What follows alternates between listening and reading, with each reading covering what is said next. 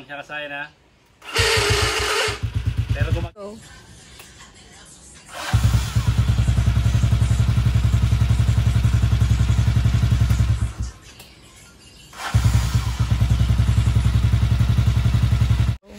Kasayan, ganda na ba yung starter ng motor nyo?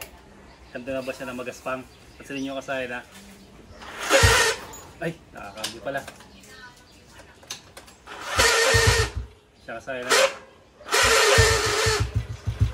Bakit mag-i-start siya ay nakaano siya. Siya kasayan ha.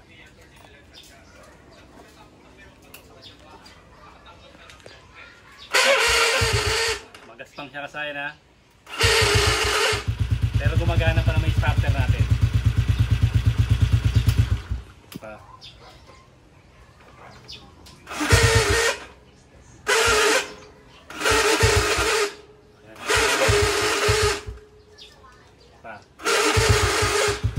Pagka ganito kasayan, ibig sabihin kailangan natin linisan. Makapal na yung carbon deposit niya. Tuwakan mo rito.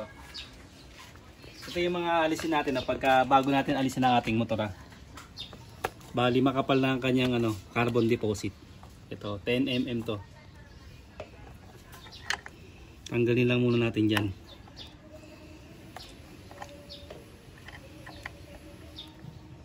Ito yung pinaka natin na positive ha.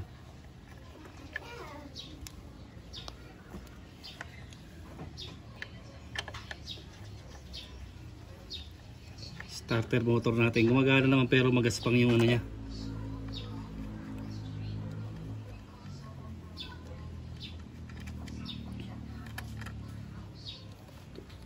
Alisin lang muna natin to. Tapos sa kabila dito sa kabila 2.8 siya.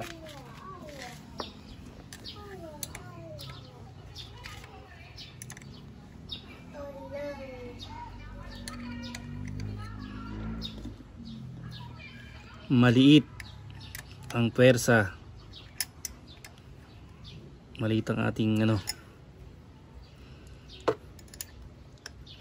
kailangan natin ng pang ipit.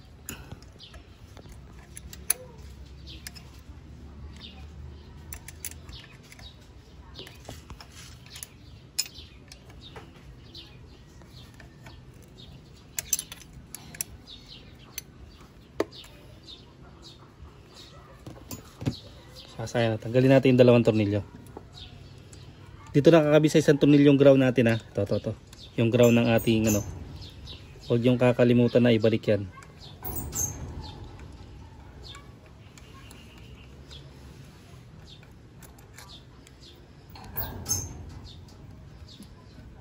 Ilinisan lang natin ito, makapal lang yung nito. Yung carbon brush. Pwede rin naman yung palitan ng carbon brush. Para isang buwas na lang. Pero ito, lilinisin lang muna natin. Yan, ito yung ground ha. Huwag yung kakalimutan, ito yung body ground. Tapos yung isa sa positive. Ang gagawin natin dyan, pupukin lang natin yan. Kahoy.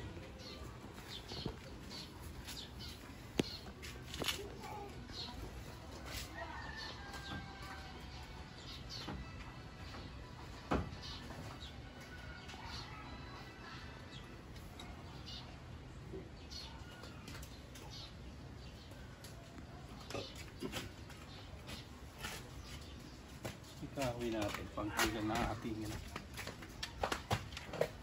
tutok mo rito. Dito nakakabit sa agirian. Yan na, dito tayo pupukpok. Kabilaan, konti-konti lang.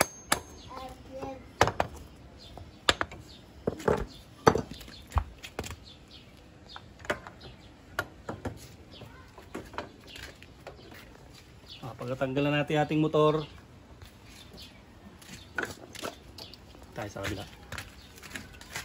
Bubuksan lang natin to. Siya ba? Dalawang tornilyo.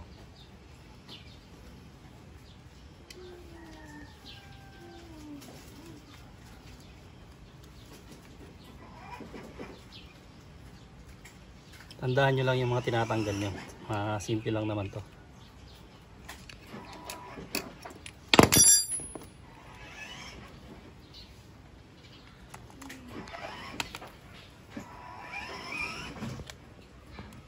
Kailangan lang natin malinisan siya para maging swabe yung ano niya, maging smooth yung ano niya.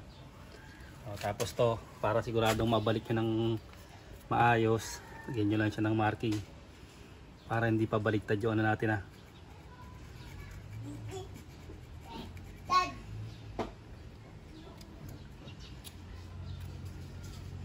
Magkuha lang kayo ng palatandaan dyan para pagbalik, parehas pa rin ang pagbabalik.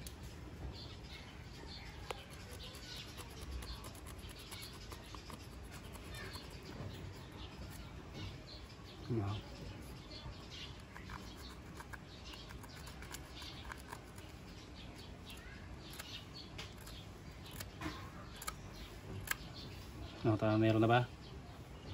Matatandaan na kaya yan? Ayan na siya. Yan yung pinaka ano natin pagka babalik natin siya. Ano yung ating pinaka palatandaan.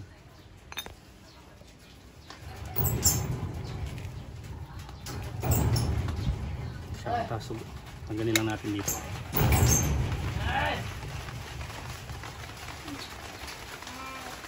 Motor natin.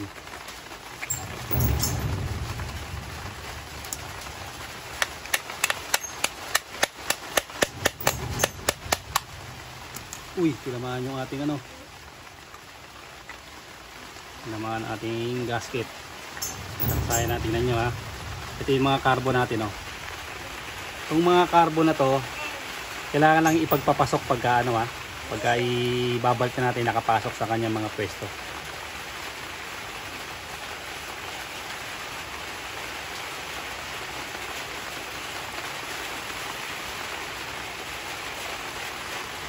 Medyo matigas so madikit lang siya kasi may ano. Ayan.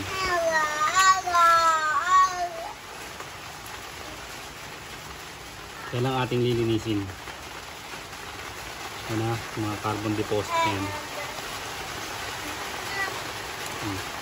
Kailangan pormahan yan. Simple lang yan pagka ibabalik natin. Meron naman siya mga marking. May marking naman siya na paglalagyan. Lilinisin muna natin to tapos babalik namin ngayon.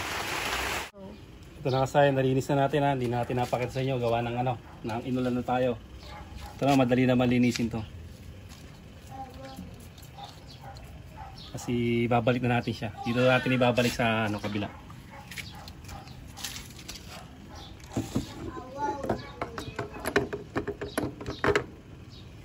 Tapos tututok lang uli natin siya. Kahoy lang gagamitin yung pangpukpukay, yung mga dulo ng martilyo pwede na. Dahan-dahan lang kasi may gear yan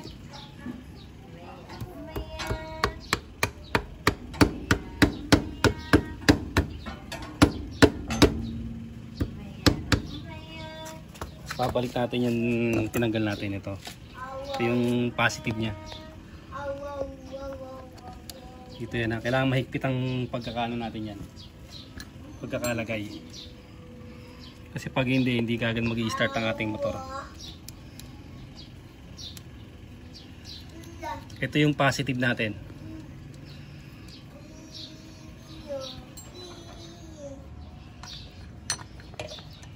Ito natin mabuti to.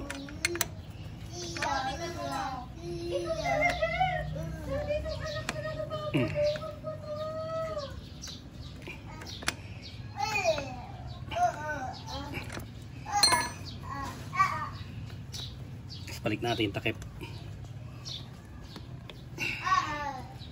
Yan. Tapos sa kabila.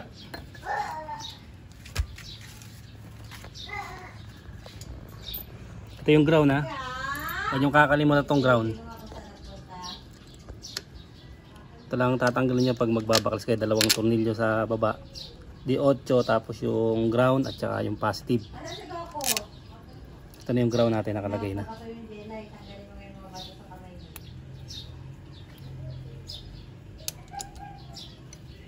Higpitan lang namin to. Kaya kasi naka-tornilyo na okay na itornilyo na natin. Dahil binaha tayo kasayan, hindi na natin nabigay yung buong detalye. Ito yung pinaggagawa natin. Oh. Biglang sobrang lakas ng ulan. Ngayon kasayan yung carbon. Ito yung sample ng carbon natin ha.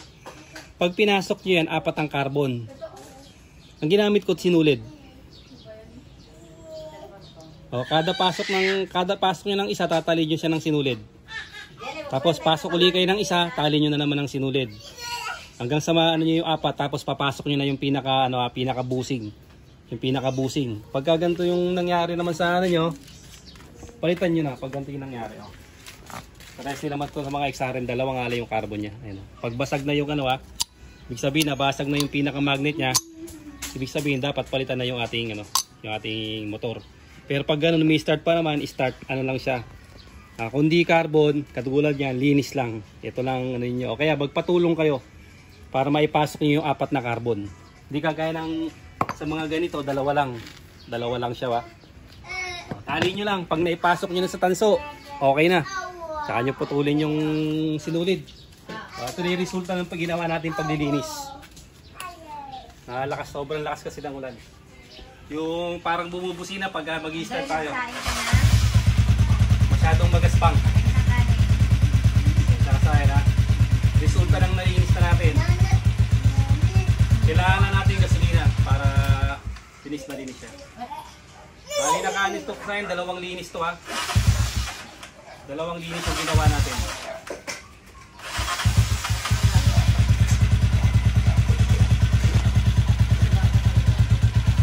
Yung pangalawang linis natin, medyo siya. Hindi na siya masyadong madumi sa pangalawang linis. Yung unang linis talagang itim na itim siya. Pangalawa medyo okay na. Pinamin natin itong gasolina sa paglilinis. Kaya niya yan kasayan. Pagka ganun yung tunog ng inyong starter, pag mag-i-start kayo at masyadong magaspang, cleaning lang yung kailangan niya. Hanggang dito na lang mga kasayan. Salamat sa